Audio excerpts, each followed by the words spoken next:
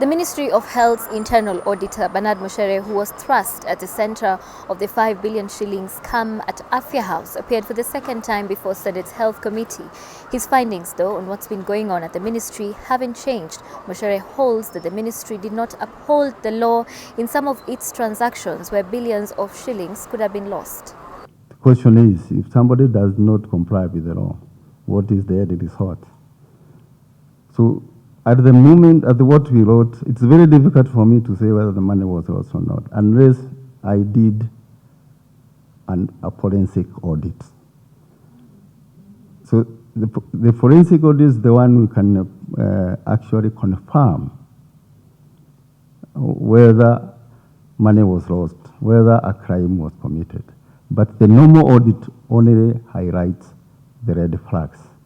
The auditor uncovered what could amount to a loss of up to 5 billion shillings at the ministry through the manipulation of the Integrated Financial Management Information System, IFMIS.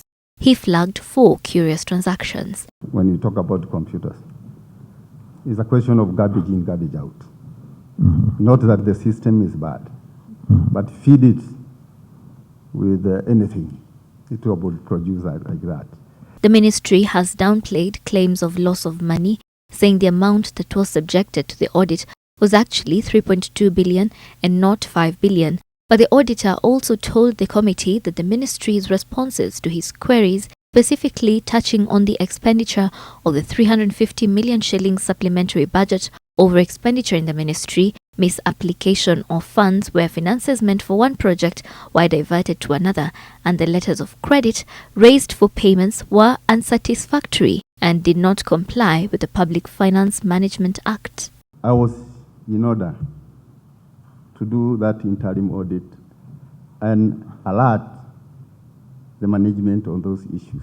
The auditor was, however, meant to present the complete audit report, but he says he is still looking into curious transactions in 3 departments of the ministry: the National Quality Control Lab, the Government Chemist, and the Radiation Protection Department. The transfer of their funds.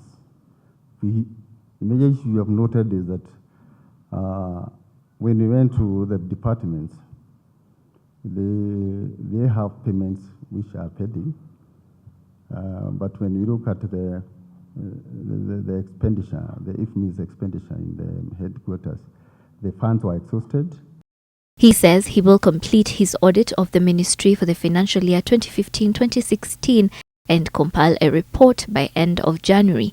But in the interim, the Ethics and Anti-Corruption Commission that has been looking into the Afya House scam says it will forward the files containing their findings with recommendations to the Director of Public Prosecutions. We are quite progressing well, and very soon we'll have some of our files go to the DPP.